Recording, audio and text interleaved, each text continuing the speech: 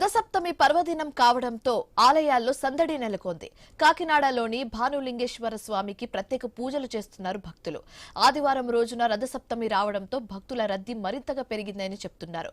తెల్లవారుజాము నుంచి queue lines కిక్కిరించిపోయాయి. పూర్తి వివరాలు మా ప్రతినిధి రాజేష్ అందిస్తారు.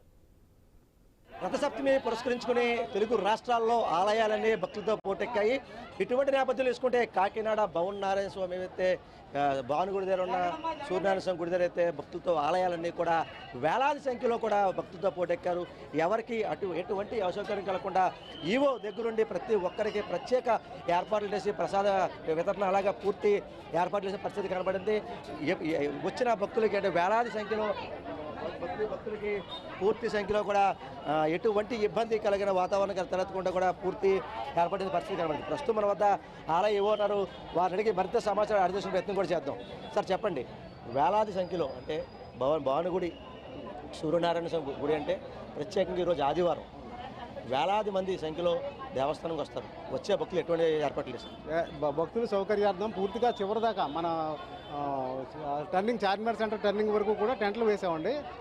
వాటర్ ఫెసిలిటీ కల్పించాం, మజ్జిగ పంపిణీ కూడా చేస్తున్నాం, ప్రసాద డిస్ట్రిబ్యూషన్ కూడా మనం చేస్తున్నాం. ఇంకా భక్తుల సౌకర్యార్థం అనేక సౌకర్యాలు కల్పించామండి. మనం ఈరోజు ఆదివారం ఒకటి కలిసి రావడంతోనే మనకి భక్తుల సంఖ్య విపరీతంగా పెరిగిందండి. ఇప్పటికే 5,000 సుమారు భక్తులు దర్శనం చేసుకున్నామని అనుకుంటున్నాం. ఇంకా సుమారు 5,000 దాకా దర్శనాలు కూడా జరగచ్చని మేము అంచనాగా ఉన్నాం. వాళ్ళ సౌకర్యార్థం మిగతా అన్ని మంచినీటి సౌకర్యం కానీ, ప్రసాదాలు కానీ, టెంట్లు కూడా కింద కార్పెట్లు ఇలాంటివన్నీ కూడా మనం ఏర్పాట్లు చేసామండి. ఎటువంటి ఇబ్బంది లేకుండా ప్రస్తుతం ఇప్పటి వరకు బాగానే జరుగుతుందండి. ప్రస్తుతం మన వద్ద ఆలయ అర్చకులు వారిని తీసుకునే ప్రయత్నం కూడా చేద్దాం.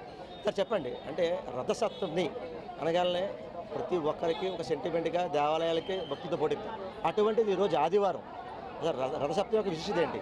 ఈరోజు సప్తమి, భాను సప్తమి, రథసప్తమి. సూర్య భగవానుడు మకర రాశిలో ప్రవేశించాక ఉత్తరాయణ ముని కాలంలో మొదటగా వచ్చే వారం ఆదివారం. ఈరోజు సప్తమి రావడం విశేషం. 2001లో వచ్చింది, 16లో వచ్చింది, మళ్ళీ 26లో వచ్చింది. ఇది ఆదివారం సప్తమి, భాను సప్తమి, రేవతి నక్షత్రం, మహాపర్వదినం.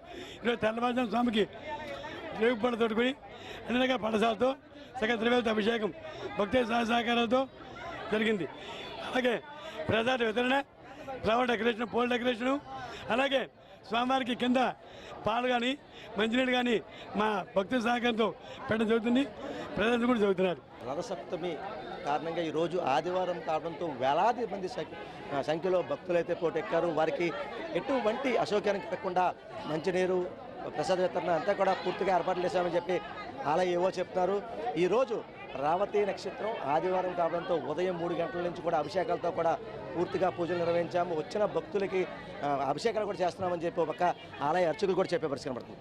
ఇదే కొన్ని తాజా పరిస్థితి. కెమెరా పర్సన్ సతీష్తో రాజేష్, ఐ న్యూస్, కాకినాడ జిల్లా, కాకినాడ నుంచి.